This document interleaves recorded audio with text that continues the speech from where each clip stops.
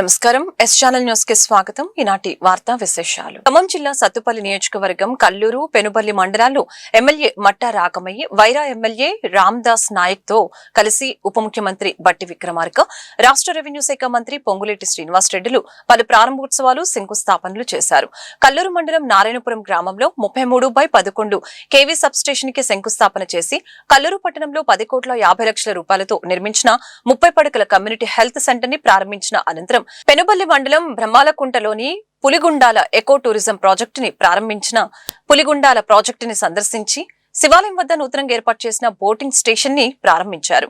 మంత్రులు Bhatti Vikramarka, Ponguleti Srinivas Reddy Kallur community health centre ప్రారంభం ద్వారా సుమారు 70,000 మంది కల్లూరు, తల్లాడ మండలాల్లోని పలు గ్రామాల ప్రజలకు వైద్య సేవలు అందుబాటులోకి వచ్చాయని, ప్రభుత్వం వైద్యానికి ప్రాధాన్యత ఇచ్చిందని, ప్రతి ఒక్కరూ కూడా వైద్య సేవల్ని వినియోగించుకోవాలని ఈ సందర్భంగా తెలియచేయడం జరిగింది. అలాగనే హరితవనం సిఎఫ్ఆర్ నిధుల కింద పులిగుండాల ఎడమ కుడివైపు కాటేజీల నిర్మాణం కోసం 4 కోట్లను ఇప్పుడే శాంక్షన్ చేశామని ఉప ముఖ్యమంత్రి బట్టి విక్రమార్క మరియు రెవెన్యూ మంత్రి శ్రీనివాస్ రెడ్డి తెలియజేశారు. ప్రపంచానికి కూడా పరిచయం చేయాలనేటువంటి ఆలోచనతోనే ప్రజాప్రభుత్వం మన కాంగ్రెస్ ప్రభుత్వం రాగానే మొట్టమొదటి బడ్జెట్ లోనే ఈకో టూరిజం గురించి స్పష్టంగా ప్రకటించడం జరిగింది. అందులో భాగంగా ఈ కనకగిరి ప్రాజెక్ట్ ని కూడా మొదటి బడ్జెట్ ప్రసంగంలోనే చదివి వినిపించాం కూడా. అయితే అప్పటి నుంచి ఇప్పటి వరకు రావడానికి అవకాశం దొరకలేదు. కానీ చాలా సందర్భాల్లో దీనిపైన టూరిజం గురించి చర్చ వచ్చినప్పుడల్లా, ఫారెస్ట్ డిపార్ట్మెంట్ తో రివ్యూ జరిగినప్పుడల్లా ఈ కనకగిరి ప్రాజెక్ట్ గురించి ఎప్పుడు మాట్లాడుతూనే ఉన్నాం. ఈరోజు చూసిన తర్వాత అనిపిస్తా ఉంది, ఇప్పటికే ఆలస్యం చేసేమేమో, ఇంకా త్వరితగతిన దీన్ని అభివృద్ధి పరచాల్సినటువంటి అవసరం ఉందని చెప్పి రాష్ట్ర ప్రభుత్వం భావిస్తా ఉంది. ఈ ప్రాంతానికి మీరు బాగా నిధులు ఇస్తే ఈ రాష్ట్రానికి ఇది తలమానికంగా మారేంత అద్భుతమైనటువంటి ప్రదేశం అని వారు చెప్తా ఉన్నారు. అదే రకంగా పిసిసిఎఫ్ గారు, స్థానిక డిఎఫ్ఓ గారు కూడా చెప్తా ఉన్నారు, మేము దీన్ని బాగా అభివృద్ధి పరచాలనుకుంటున్నాం, కొంత నిధులు కొరత ఉంది, రాష్ట్ర ఆర్థిక శాఖ కానీ ఇతర నిధులు ఏమన్నా అందుబాటులోకి వస్తే తప్పనిసరిగా దీన్ని ఇంకా ముందుకు తీసుకొని పోతామని చెప్తా ఉన్నారు. ఇప్పుడు ఇక్కడ చూసిన కాటేజెస్ చూస్తూ ఉంటే ఇటువంటి కాటేజెస్ ని పులిగుండాల చెరువు పక్కన ఉంటే left side, right side water బాడీని కనపడేటట్టుగా ఆ కాటేజెస్ కట్టడానికి దాదాపు 4 కోట్ల రూపాయలు అవసరం అవుతాయని చెప్పారు. 4 కోట్ల రూపాయల సంబంధించి హరిత నిధి నుంచి వారు ఎంత ఇస్తే దానికి సమానంగా నేను సిఎస్ఆర్ ఫండ్స్ ఇవ్వడానికి వెంటనే ఇక్కడే నిర్ణయం తీసుకున్నాం. శ్రీనివాస్ రెడ్డి గారు తప్పనిసరిగా మీరు ఏదో ఒకటి ఇక్కడే ప్రకటించాలని అడుగుతా ఉన్నారు. రాఘమయ్య గారు కూడా 4 కోట్ల రూపాయలు అవుతాయని చెప్తున్నారు. తప్పనిసరిగా 4 crores ఈ ప్రాజెక్ట్ కి ఇవ్వటానికి రాష్ట్ర ప్రభుత్వం డిసైడ్ చేసింది. ఇస్తాం. తర్వాత నేను అధికారులు వారికి కూడా ఒక టార్గెట్ ఇస్తా ఉన్నా. ఈ రోజు నుంచి, ఇప్పుడు ప్రకటించిన సమయం నుంచి మీరు ప్రాజెక్ట్ రిపోర్ట్ తయారు చేసి తిరిగి ప్రాజెక్ట్ మొదలుపెట్టి ప్రారంభోత్సవం చేయటం కోసం కూడా ఒక డేట్ మీరు ప్రకటించుకొని దాని క్యాలెండర్ ప్రకటించి మాకు వీకెండ్స్ లో మీరు వెబ్సైట్ లో పెడితే ఇది చూసుకొని వచ్చేటువంటి కార్యక్రమం పెద్ద ఎత్తున వస్తారు. వచ్చినటువంటి వాళ్ళకి ఇక్కడ వరకు రావడానికి కావాల్సిన అప్రోచ్ రోడ్డు పక్కాగా ఉండాలి. దానికి సంబంధించి పంచాయతీ రాజ్ సంబంధించిన రోడ్డుని డబుల్ రోడ్డు చేయాలని అడిగినప్పుడు తప్పనిసరిగా మీరు ప్రపోజల్స్ పంపించండి. ఇక్కడ ఉన్నటువంటి జిల్లా కలెక్టర్ గారికి, ఇరిగేషన్ మన పంచాయతీ రాజ్ శాఖ సంబంధించినటువంటి వాళ్ళకి కూడా నేను విజ్ఞప్తి చేస్తా ఉన్నాను. ప్రపోజల్స్ పంపించండి. నేను పంచాయతీ రాజ్ శాఖ మార్చులు ఈ పరిసర ప్రాంతాల్లో ఉన్న అద్భుతంగా ఉన్న అనేక ప్రదేశాలని ఈరోజు చూడటం జరిగింది. గౌరవ ఉప ముఖ్యమంత్రి గారితో కలిసి టూరిస్ట్ ప్లేస్ గా దీన్ని మనం ప్రమోట్ చేసినట్టయితే రాష్ట్రానికి మనకు ఆదాయంతో పాటు ఈ ప్రాంతం మరింత డెవలప్ చేయడానికి అనేక రిసోర్సెస్ ఇక్కడ ఉన్నాయని గుర్తించాం. భవిష్యత్తులో తప్పకుండా రాష్ట్ర ప్రభుత్వం ఈ పులిగుండాలు, అదే రకంగా ఈ కనకగిరి గుట్టలకు సంబంధించిన వాటిని ఎకో టూరిజం ప్రాంతంగా 1 of the top 3లో ఇది ఉండే విధంగా ఈ రాష్ట్రంలో దీన్ని అన్ని రకాల అంగులతోకి తీసుకొచ్చే విధంగా కావలసిన నిధులన్నీ కూడా ఇచ్చే ఏర్పాటు దిశగా ఈనాడు కొన్ని నిర్ణయాలు తీసుకోవడం జరిగింది. ప్రపోజల్స్ రావడంతోనే తప్పకుండా రాష్ట్ర ప్రభుత్వ పక్షాన దీన్ని డెవలప్ చేసి ఫుల్ ఫ్లెడ్జ్ లో డెవలప్ అయిన తర్వాత ఈ జిల్లా మంత్రులతో పాటు అటవీ శాఖ మంత్రి గారితో పాటు ఇన్ఛార్జి మంత్రి గారితో పాటు ఒక షేప్ ఫుల్ గా వచ్చిన తర్వాత గౌరవ ముఖ్యమంత్రి గారిని కూడా ఒక పర్యాయం ఇక్కడికి తీసుకురావడం జరుగుద్దని కూడా ఈ వేదిక ద్వారా ఈ ప్రాంతంలో ఉన్న ప్రజలతో పాటు ఇంత అద్భుతమైన ప్రదేశం చిన్న చిన్న తుది మెరుగులు దిద్దితే ఈ రాష్ట్రంలో ది బ్యూటియెస్ట్ ప్లేస్, పొల్యూషన్ లేని ప్లేస్, మంచి కొండలుండి ఈ పులిగొండాలు అనేది మధ్యలో సెంటర్ లో వాటర్ తో ఉంది, చాలా అద్భుతంగా ఉంది. దీన్ని తప్పకుండా ఈ రాష్ట్ర ప్రభుత్వం ఫుల్ ఫోకస్ పెట్టి ఫారెస్ట్ డిపార్ట్మెంట్ ద్వారా ఎకో పార్క్ గా దీన్ని అన్ని అంగులతో సుందరవనంగా ఈ ప్రాంతాన్ని తీర్చిదిద్దుద్దని కూడా వేదిక మీద నుంచి మీకు తెలుపుతూ, దీనికి అప్రోచ్ రోడ్డుకి సంబంధించిన దాని గురించి కూడా ఇందాక గౌరవ స్థానిక ఇస్తున్నామని చెప్పారు. తప్పకుండా ఆ రోడ్డుతో పాటు మిగిలిన కావాల్సిన నిధులన్నిటినీ గౌరవ శాసనసభ్యులుగా వాళ్ళ కోరిక మేరకు ఈ ప్రభుత్వం తప్పకుండా నిర్ణయం తీసుకుంటది. ఆ డిప్యూటీ సీఎం గారు కూడా ప్రకటిస్తారని వేదిక మీద. మహబూబాబాద్ కలెక్టర్ కార్యాలయం పరిసర ప్రాంతాలు చెత్తా చెదరం, ఖాళీ వాటర్ బాటిల్ తో అపరిశుభ్రంగా మారింది. పనుల కోసం కలెక్టర్ కార్యాలయానికి వచ్చే సందర్శకులు ఎండవేడిమికి చుట్టుప్రక్కల ఉన్న గార్డెన్ లో సేద తీరుదామని అనుకున్న గార్డెన్ లో పేరుకుపోయిన ప్లాస్టిక్ వ్యర్థాలు, కులిన మాంసం ముక్కలు మొదలగునవి దర్శనమిస్తున్నాయి. దీంతో సేద తీరలేకపోతున్నారు. పరిసర వాతావరణం ఈ విధంగా మారిన అధికారులు పట్టించుకోకపోవడంతో ప్రజలు ఆగ్రహం వ్యక్తం చేస్తున్నారు. అధికారులు వెంటనే స్పందించి కార్యాలయ పరిసరాలని పరిశుభ్రంగా మార్చేలాగా చర్యలు తీసుకోవాలని కోరుతున్నారు. కొత్తగూడెంలో రోడ్డు రవాణా శాఖ ఆధ్వర్యంలో రోడ్డు భద్రతపై అవగాహన కల్పించేందుకు బైక్ ర్యాలీ నిర్వహించారు. ఈ ర్యాలీని ఆర్టీఓ వెంకట్రమణ జెండా ఊపి ప్రారంభించారు. ప్రకాశం స్టేడియం నుంచి ఓల్డ్ డిపో వరకు నిర్వహించిన ఈ ర్యాలీలో పోలీస్ శాఖ 6th బెటాలియన్ ఆర్టీసీ సిబ్బంది పాల్గొన్నారు. ఈ సందర్భంగా ఆర్టీఓ వెంకట్రమణ మాట్లాడారు. తెలంగాణ ప్రభుత్వం చేపట్టిన 99 రోజుల ప్రజాపాలన ప్రగతి ప్రణాళికలో భాగంగా రోడ్డు ప్రమాదాల నివారణ కోసం ఏప్రిల్ 13 నుంచి 18వ తేదీ వరకు అరైవ్ అలైవ్ రహదారి భద్రత వారోత్సవాలు నిర్వహిస్తున్నట్లు తెలిపారు. ఈ సందర్భంగా ఆర్టీఓ వెంకట్రమణ మాట్లాడుతూ తెలంగాణ ప్రభుత్వం చేపట్టిన 99 రోజుల ప్రజాపాలన ప్రగతి ప్రణాళికలో భాగంగా రోడ్డు ప్రమాదాల నివారణ కోసం ఏప్రిల్ 13 నుంచి 18 వరకు అరైవ్ అలైవ్ రహదారి భద్రత వారోత్సవాలు నిర్వహిస్తున్నట్లు తెలియజేశారు. అలాగే కారు డ్రైవింగ్ చేసేవారు సీటు బెల్ట్ ధరించాలని, ఆటోలలో అధిక లోడుతో ప్రయాణికుల్ని ఎక్కించుకోకూడదని చెప్పారు. డ్రంక్ అండ్ డ్రైవ్ చేయవద్దని సూచించారు. ఈ నెల 18 వరకు రోడ్డు భద్రతపై అవగాహన కార్యక్రమాలు కొనసాగనున్నట్లు తెలిపారు.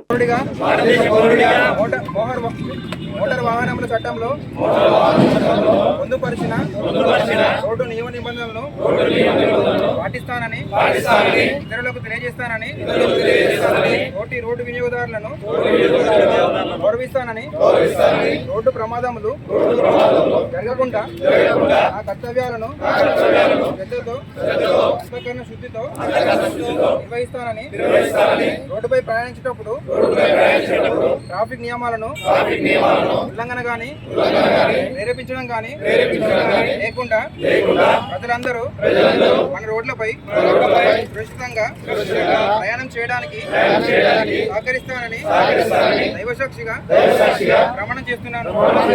ఇట్లు జిల్లా రవాణా శాఖ, భద్రాద్రి కొత్తగూడెం జిల్లా.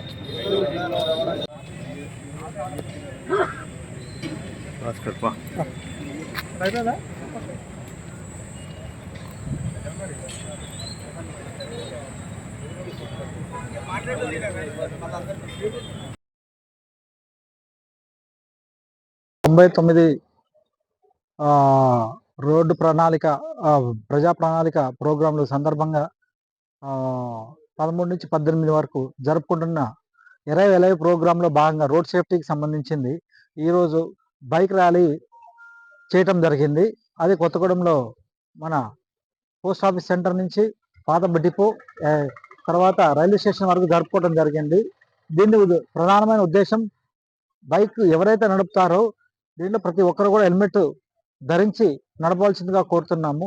సీట్ బెల్ట్ కార్లో వెళ్ళే వాళ్ళకి seat belt, drunk and drive చేయొద్దని, ర్యాష్ డ్రైవింగ్ చేయొద్దన్నది దీని ప్రధానమైన అంశము. దీనికి సంబంధించింది మన ఆనరబుల్ మినిస్టర్ ట్రాన్స్పోర్ట్ మినిస్టర్ గారు ఇచ్చిన ఆదేశాల ప్రకారంగా మన కలెక్టర్ అండ్ ఎస్పీ సార్ వారి సారథ్యంలో ఈ రోడ్ సేఫ్టీ అనేది జరుపుకోవడం జరిగింది. ఈరోజు దీంట్లో ముఖ్య ఉద్దేశంగా మాతో పాటు రవాణా శాఖతో పాటు police department, 6th battalion and public RTC వాళ్ళు కూడా పార్టిసిపేట్ చేసి దీన్ని విజయవంతం చేసినందుకు ప్రతి ఒక్కరికి మనస్ఫూర్తిగా thank you very much. Nalgonda జిల్లా దేవరకొండ మండలం కాచారం గ్రామానికి ఆనుకుని ఉన్న గుట్టపై నవభారత్ కంపెనీ నిర్వహిస్తున్న మైనింగ్ పనుల్ని ఆపాలని కాచారం గ్రామస్తులు బుధవారం ఆందోళన నిర్వహించారు. గ్రామస్తులు నవభారత్ మైనింగ్ కంపెనీకి చెందిన 5 లారీలను అడ్డగించి ధర్నా నిర్వహించారు. ఈ సందర్భంగా సర్పంచ్ ముదికొండ శ్యామలయ్య గ్రామస్తులతో కలిసి మాట్లాడారు. రాత్రి పగలు తేడా లేకుండా లారీల అంచనాలకి మించి మైనింగ్ నుంచి పలుగు రాళ్లని తరలిస్తున్నాయని ఆరోపించారు. బ్లాస్టింగ్లతో ఇల్లు దెబ్బలు తింటున్నాయని, కండ్లకు కనపడిన డస్ట్ చేరి ప్రాణాలకే ప్రమాదంగా మారిందని ప్రజలు ఆరోపించడం జరుగుతుంది. పంట పొలాలలో డస్ట్ చేరి పొలాలు సైతం దెబ్బతింటున్నాయని, నీటి పోర్లు సైతం పడిపోయాయని పేర్కొన్నారు. వెంటనే మైనింగ్ పనులు ఆపాలని, లేని ఎడల పెద్దెత్తున ఆందోళన కార్యక్రమం చేపడతామని హెచ్చరించారు. లారీల సంరక్షణకే గ్రామ పంచాయతీ కార్యదర్శికి అప్పగించి గ్రామస్తులు ఆందోళన విరమించుకున్నారు. పేరు శ్యామలయ్య, గ్రామ సర్పంచ్ గా ఉన్నాను. ముఖ్యంగా ఈ కాచరం గ్రామ పరిధిలో ఉన్నటువంటి మైనింగ్ అనేది మా దగ్గర అక్రమంగా జరుగుతున్నది గత 3 సంవత్సరాల నుంచి. ఈ మైనింగ్ పని జరగడం వల్ల మా గ్రామ ప్రజలకు చాలా నష్టం జరుగుతున్నది. దాంట్లో భాగంగా ఒకవైపు ప్రజలకు వేసుకున్నటువంటి పంటల నష్టం జరుగుతున్నది. ఇండ్లు బ్లాస్టింగ్ చేస్తున్నప్పుడు ఇండ్లు బునియాదుతో సహా ఇండ్లు కదిలి పర్రెలు వచ్చి పడుతున్నాయి. మొత్తం ఎక్కడికక్కడే ఇల్లు కూలే పరిస్థితి ఉంది. రీసెంట్గా కూడా ఇక్కడ కనిపిస్తుంది, ముందర ఒక ఇల్లు కూడా బేస్మెంట్ కదిలిపోయి కూలిపోయింది. ఇక్కడ వేసినటువంటి పంట పొలాలతో పాటు మా గ్రామానికి సంబంధించినటువంటి పశువులు, మేకలు, బర్రెలు ఇవన్నీ గతంలో ఆ గుట్టకే వెళ్ళి మేపుకునేటోళ్ళం. ఇవాళ మైనింగ్ పని జరగటం వల్ల మా మూగజీవాలకు మేపుదామంటే ఇక్కడ స్థలం లేకుండా అయిపోయింది. ఇవాళ రాత్రి పగలు అసలు టైం లేకుండా, రాత్రి పగలు ఇరాం లేకుండా ఈ మైనింగ్ లారీలు నడవటం వల్ల రోడ్లు దెబ్బతినిపోతున్నాయి. ఈ రోడ్లు చూడండి ఒకసారి మీరు కూడా, మొత్తం కంకర తేలి ఆ రోడ్లు మొత్తం వస్తున్నప్పుడు 2 వీలర్ వాళ్ళకు కూడా చాలా ఇబ్బందులు అవుతున్నాయి. గతంలో చాలా మంది కింద పడి కూడా కాళ్ళకు దెబ్బలు తగిలినటువంటి పరిస్థితులు ఉన్నాయి. ముఖ్యంగా మేము ఒకటే కోరుతున్నాం, తక్షణమే ఈ మైనింగ్, ఈ నవభారత్ కంపెనీ వాళ్ళు అక్రమంగా జరుగుతున్నటువంటి మైనింగ్ను ఎమ్మటే నిలిపివేయాలి. లేదంటే పెద్ద ఎత్తున మా గ్రామ ప్రజలను కూడా పెద్ద ఎత్తున ఉద్యమాలు చేయడానికి సిద్ధంగా ఉన్నాం. ఇప్పటికే చాలా నష్టపోయినాం. మా ఊరు కూడా చిన్న ఊరు, ఊరుకు ముందల కుంట ఉంది, ఊరుకు వెనకాల కుంట ఉంది. నిన్న మొన్న 2 కుంటలు నిండటం వల్ల మా ప్రజలు ఊరు నుంచి బయటికి వెళ్ళడానికి కూడా మాకు ఇబ్బందికరమైన పరిస్థితులు ఏర్పడ్డాయి. ఆ ఉన్నటువంటి గతంలో ప్రభుత్వం కూడా ఆ గుట్టను మాకు ఇండ్ల స్థలాలు కూడా ఇవ్వడం జరిగింది. మేము ఇండ్లు కట్టుకుందాం అనుకున్న క్రమంలోనే అక్కడ మైనింగ్ వాళ్ళు స్టార్ట్ చేసి గత 20 ఏళ్ల క్రితమే మాకు నష్టం చేయడం జరిగింది. 3 సంవత్సరాల క్రితం కూడా ఈ మైనింగ్ పనులు ప్రారంభం కాకన్నా ముందే ప్రజాభిప్రాయాలను సేకరణ పెట్టినప్పుడు కూడా గ్రామ ప్రజలందరం కూడా ముక్త కంఠంగా వద్దని చెప్పేసి మేము తీర్మానం చేయడం జరిగింది. అయినా కూడా మైనింగ్ వాళ్ళు అక్రమంగా పనులు నిర్వహిస్తున్నారు. తక్షణమే మైనింగ్ పని బంద్ చేయాలని చెప్పి ప్రజలమంతా మేము ఏకీరంగా తీర్మానం చేస్తున్నాం. వెంటనే నిలిపివేయాలి మైనింగ్ పనులు, వెంటనే. అది కాసారం గ్రామ పంచాయతీ. ఇదివరలో ఉమ్మడిగా ఈ గుట్ట స్టార్ట్ అయినప్పుడు ఉమ్మడిలో ఉన్నటువంటిది భీమనపల్లి గ్రామ పంచాయతీ కింద ఉండే మాది. ఆ తర్వాత నెక్స్ట్ సారి మా గ్రామ పంచాయతీ సపరేట్ అయింది. సపరేట్ అయిన తర్వాత మేము దేవరకొండ పోలీస్ స్టేషన్లో కేసు పెట్టినాం, ఎంఆర్ఓకి పెట్టినాం, ఆర్డీఓకి పెట్టినాం. ఆ తర్వాత అక్కడి నుంచి కోర్టుకు వచ్చినాం, దేవరకొండ కోర్టుకు వచ్చినాం. కోర్టు నుంచి ఇక్కడ కాదంటే నల్గొండ కోర్టుకు పోయినాం, కలెక్టర్ దగ్గరికి పోయినాం. అక్కడి నుంచి హైకోర్టుకు కూడా పోయినాం. హైకోర్టు కూడా పోయిన తర్వాత హైకోర్టులో కూడా మా కేసు అనేది నడుస్తూనే ఉంది. మరి కోర్టులో కేసు ఉన్నప్పుడు మైనింగ్ నడవద్దు కదా. ఒక ల్యాండ్ మీద కేసు ఉన్నప్పుడు ఆ కేసు ఉంటే నడవద్దు కదా. మరి వాళ్ళు ఎదుట నడుస్తుంది. మేము ఆల్రెడీ హైకోర్టులో పెట్టినాం. ఇక్కడి నుంచి జిల్లా కోర్టు, మా స్థానిక ఇక్కడ దేవరకొండ కోర్టు కాకుండా, నల్గొండ కోర్టు కాకుండా హైకోర్టులో కూడా పెట్టినాం కదా. మరి నడవద్దు కదా పని. కోర్టు తీర్పు అయిన తర్వాత నడవాలి కదా. ప్రజెంట్ డిమాండ్ ఏముంది సార్? నడవడము, ఇది విషయం. దీనికోసం సర్వ ఇబ్బందులు పడుతున్నాం, సర్వ తిప్పలు పడుతున్నాం. వీళ్ళు వేసి అటువంటిది ఇదివరలో పూర్వంలో వేసింది కంప్రెషన్ బండితో వేసారండి. కంప్రెషన్ బండితో వేసి వాళ్ళు రాయి తీసుకుపోయారు. మాకు అప్పుడు ఎంత ప్రాబ్లం కాలేదు. ఇప్పుడు చిన్న బోరు బండితో వేస్తారు. 35 ఫీట్లు 40 ఫీట్ల బోరు దెత్తేసి గుబా అనిపిస్తే 8 కిలోమీటర్ కదులుతుందండి. ఒక్క ఇల్లు లేకుండా క్రాక్ వచ్చింది. అన్ని చూడండి మీరు, పేసోళ్ళు మొత్తం ఇల్లు చెక్ చేయండి. ప్రతి ఒక్క ఇల్లు క్రాస్ వచ్చింది. వాని పేలవాను మీరు ఇక్కడ నిలబడండి, ఎన్ని రేకులు కలుగుతాయో చూడండి. ఆ తర్వాత ఎన్ని స్లాపులు ఎదురుతున్నాయో చూడండి. ఒక్క బోరు నీళ్లు పోస్తలేదు. నీళ్ళు అది అదిరి భూమి అదిరి నీళ్లు పోయకుంటాయి. మైనింగ్ ఆపాలి, ఇమ్మీడియట్ మైనింగ్ అయితే ఆపాలి, ఇమ్మీడియట్ ఆపాలి. మేము ఇప్పుడు 4 ఏళ్ల నుంచి కష్టపడుతున్నాం సార్. కేసు కూడా అయింది మా మీద ఒక 10-11 మంది మీద కేసు కూడా అయింది. దయచేసి మీరు ఎవరైనా మీరు మాకు సహకరించండి, మేము మీకు సహకరిస్తాం సార్. దయచేసి మేము రాత్రి 12 అయింది ఈ బండి ఇక్కడ సారం గ్రామము. నా పేరు వెంకటమ్మ, శ్యామల వెంకటమ్మను. మా చెలకల మొత్తం దుమ్ము వచ్చి మేము అంచున్నే గుట్ట అంచున్నే మేము చేసే వ్యవసాయం మాది. మా బోర్లు 2 బోర్లు నీళ్లు పోస్తలేవు. వస్తలేదా? 2 బోర్లు నీళ్లు పోస్తలేవు, నీళ్లు అయిపోయినాయి. మాకు ఆ పని చేయడం వల్ల పొగ వచ్చి మాకు చుట్టుకొని మాకు దగ్గులు, ఎలేజీ మొత్తం మాకు ఏం లేదు, అంత బీమార్లో పడిపోతున్నారు. నాది కాసారం గ్రామం, 5వ వార్డు నెంబర్. నేను పలుగు పని మొత్తానికి బంద్ చేయాలి. ఇక్కడ ముందలకుంటా వెనకకుంటా అసలు ఊరికి చాలా ఇబ్బంది అవుతుంది. అందరు దయచేసి అర్థం చేసుకొని ఊరు మొత్తం ఒకటై మాకు ఇండ్లు కావాలి. అక్కడ పలుగు పని మొత్తానికే బంద్ చేయాలి సార్. అసలుకి ఎందుకు ఆ పలుగు పని? ఊరున్నదే గిత్తత్త, ఎందుకు అవన్నీ? వద్దు కదా, ఊళ్ళో మంది మొత్తం అనుకోవాలి, అందరూ అది చేయాలి. పలుగు పని మొత్తానికే బంద్ చేయాలి. దాంట్లో వల్ల దుమ్ము వల్ల దాంట్లో వల్ల రోగాలు వచ్చి జనాలు మొత్తం దేవరకొండల హాస్పిటల్ పాలవుతున్నారు. ప్రజా సంక్షేమమే లక్ష్యం, పేదలకు మెరుగైన వైద్యం అందిస్తున్నామని డిప్యూటీ సీఎం బట్టి విక్రమార్క ప్రతి నియోజకవర్గంలో యంగ్ ఇండియా స్కూల్స్ విద్య వైద్యంపై భారీ పెట్టుబడులు, అడ్వాన్స్ టెక్నాలజీ సెంటర్లతో యువతకు స్కిల్ డెవలప్మెంట్, నిరుద్యోగ సమస్యకు చెక్, సన్నబియ్యం పంపిణీలో తెలంగాణ మోడల్. ఖమ్మం జిల్లాలో 13 లక్షల మందికి లబ్ధి, పేదలకు ఇళ్ల నిర్మాణంలో కొత్త చరిత్ర, 5 లక్షల సాయంతో ఇల్లు, పులిగుండాల ప్రాజెక్టుకి ఊతం, కనకగిరి హిల్స్ టూరిజం స్పాట్ కి అభివృద్ధి, హరితవనం నిధులతో కాటేజీల నిర్మాణం, 4 కోట్ల రూపాయలు మంజూరు. ఖమ్మం జిల్లా సత్తుపల్లి నియోజకవర్గంలో రాష్ట్ర డిప్యూటీ సీఎం బట్టి విక్రమార్క, మంత్రి పొంగులేటి శ్రీనివాస్ రెడ్డి విస్తృతంగా పర్యటిస్తూ పలు అభివృద్ధి కార్యక్రమాల్లో పాల్గొన్నారు. సత్తుపల్లిలో నూతనంగా నిర్మించిన 100 పడకల ఏరియా ఆసుపత్రితో పాటు కల్లూరులో 30 పడకల ఆసుపత్రి, పెనుబల్లిలో 50 పడకల ఆసుపత్రుల్ని ప్రారంభించారు. ఈ సందర్భంగా మాట్లాడిన డిప్యూటీ సీఎం బట్టి విక్రమార్క ప్రజా సంక్షేమం కోసమే ఈ 100 పడకల ఆసుపత్రిని పేదలకు అంకితం చేస్తున్నట్లు తెలియజేశారు. ప్రతి నియోజకవర్గంలో యంగ్ ఇండియా ఇంటిగ్రేటెడ్ స్కూల్స్ ఏర్పాటు చేస్తామని, కార్పొరేట్ పాఠశాలలకి ధీటుగా పేద విద్యార్థులకి నాణ్యమైన విద్య అందిస్తామని ఈ సందర్భంగా పేర్కొన్నారు.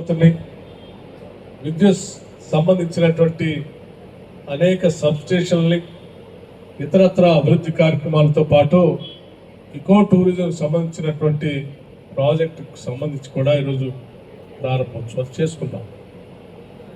ఇవన్నీ కూడా సత్తుపల్లి శాసనసభ నియోజకవర్గంలో ఉన్న ప్రజల సంక్షేమం కోసం వారి అవసరాలను తీర్చేటువంటి గొప్ప కార్యక్రమం. ఆసుపత్రి కానీ, 50 పడకల ఆసుపత్రి కానీ, 30 పడకల ఆసుపత్రి కానీ, లేకపోతే నర్సింగ్ కళాశాల సంబంధించి కడుతున్నటువంటి ఆ భవన నిర్మాణం కానీ, ఇవన్నీ కూడా ఈ రాష్ట్ర ప్రభుత్వానికి ప్రజల పట్ల ఉన్నటువంటి చిత్తశుద్ధికి, ఈ సంక్షేమం పట్ల ఉన్నటువంటి కార్యదీక్షకి నిదర్శనమని నేను చాలా స్పష్టంగా చెప్పదలుచుకున్నాను.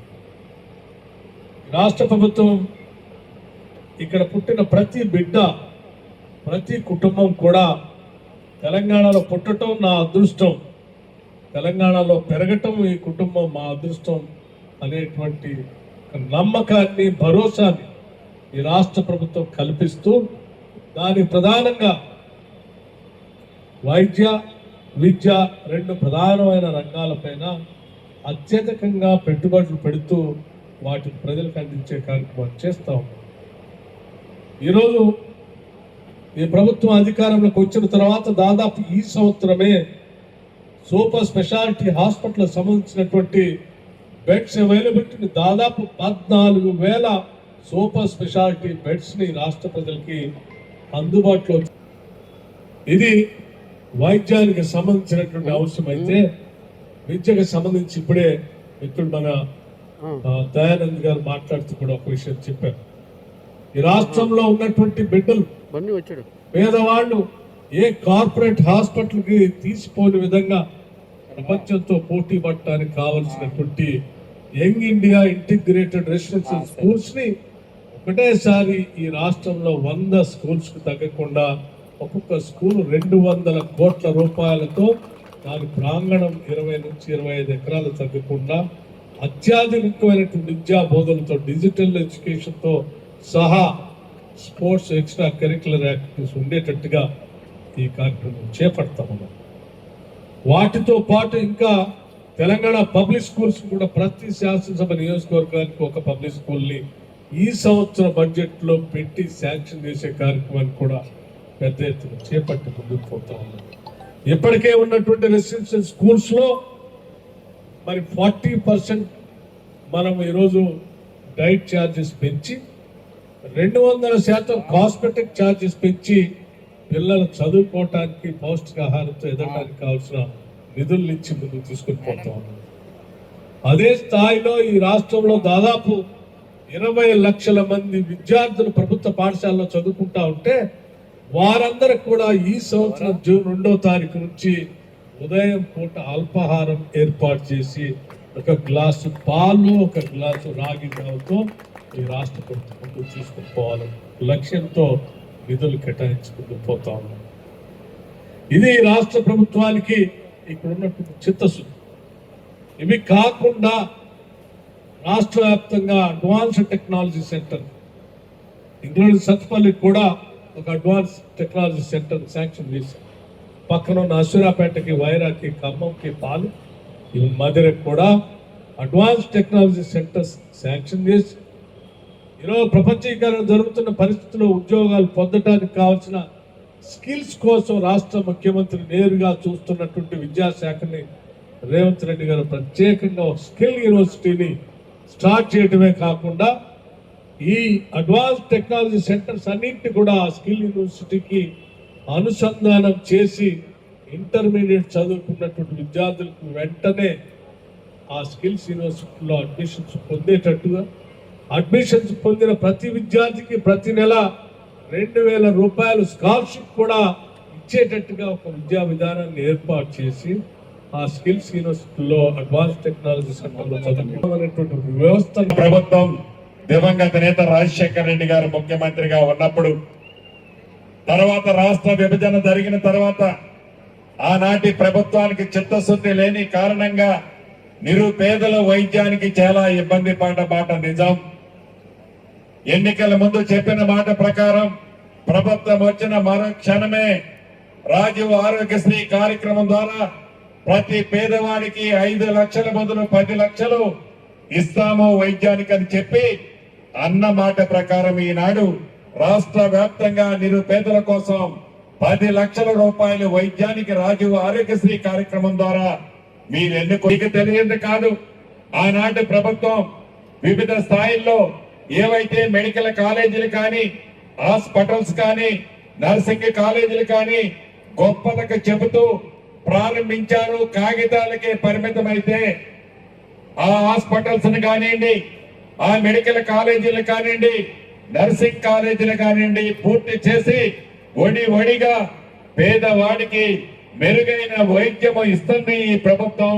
దానికి ఉదాహరణ ఈ రోజు సత్తుపల్లిలో 3 హాస్పిటల్స్ ఆనాడు మధ్యలో వదిలేస్తే వాటిని పూర్తి చేసి ఇంతకు ముందే ఓపెన్ చేసుకున్నాం. అదే రకంగా హైదరాబాద్ లో గాంధీ ఉస్మానియా హాస్పిటల్స్ ని ఆనాటి ప్రభుత్వం కార్పొరేషన్ ఎన్నికల్లో అద్భుతంగా కార్పొరేట్ హాస్పిటల్స్ కి ధీటుగా హాస్పిటల్స్ కట్టిస్తున్నాను 3 ప్రాంతాల్లో అని ప్రగల్భాలు పలికారే తప్ప ఆనాడు కట్టల.